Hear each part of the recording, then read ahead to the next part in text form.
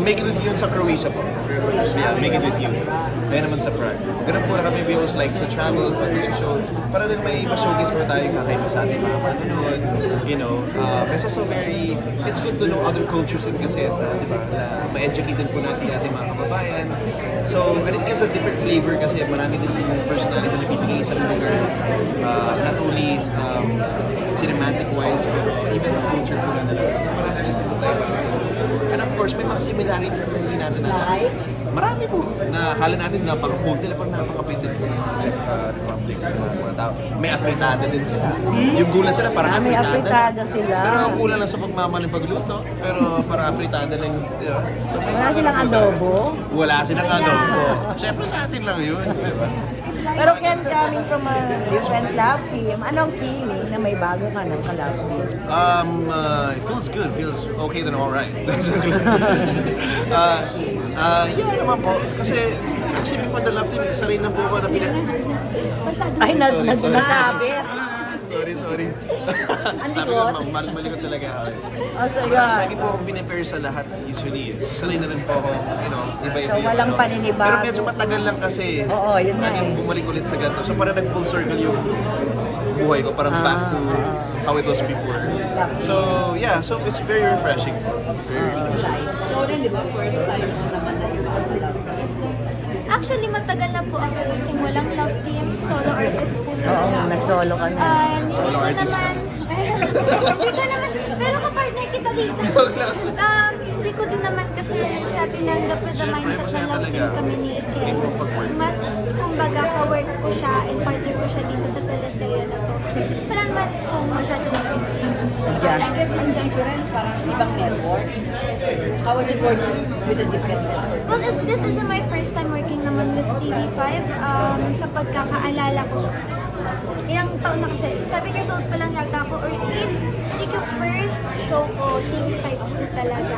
Kidol's Wonderland. Kidol's Wonderland. Kasama po si Tito Dolphy. Si Dolphy. Siya yung matandang baby doon. That's okay. Yun ay comedy. Parang yung coming back.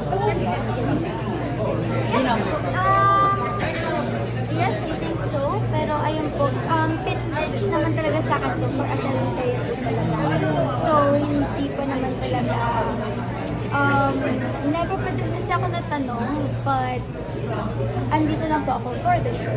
So how does it feel to be back in rom-com? Kasi yung dati mong serye. Be back. Actually, first time ko po mag-rom-com. Kaya Oh. excited po ako kasi, yes! First time mo to sa rom-com? Ako, lagi po akong drama. Heavy drama po lagi. Lahat ng ginagawa ko eh. So, excited ako na So first Kung rom-com meron mo man ako pala. rom-com nagawa, parang isa lang yata. Hit?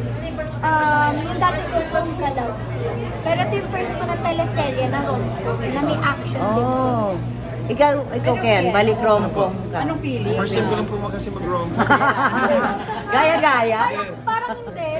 Anong feeling na ito ulit? Sabi na bakit din sinabi mo kanina parang you're parang full series. Yeah, masaya po kasi it's, you know, dito ako in a way nasanay eh. So parang to be back doing it, especially with a new cast, of course a new partner, pero more than that, I think yung production team po na kinuha namin, ng ating mga crew, mga director, yung mga AD, mga pagdating sa camera, sa naka-work na po namin from the previous network na talagang I grew up nakasama sila.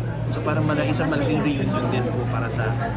So gusto ko pagbalik ko parang good memories lang, happy yung set, happy vibes. Yun ang talagang number one na non-negotiable ko. So I made sure na talagang I felt comfortable na parang pamilya po kami sa set. Parang ang dali Para niyong sa akin naging kasi- komportable sa isa't isa. Yes po. At saka yung mga ka-work, tulad ng sabi nga ni Ken, yung mga staff namin doon, mga nakatrabaho ko na nung 10 pa lang ako. So, komportable na din po ako sa kanila. Pero Andrea, anong feeling na? Siyempre, matagal na yung ka-love team si Ken, di ba? And then, na-shock sila pagbalik niya ng rom-com, iba na yung ka-love team.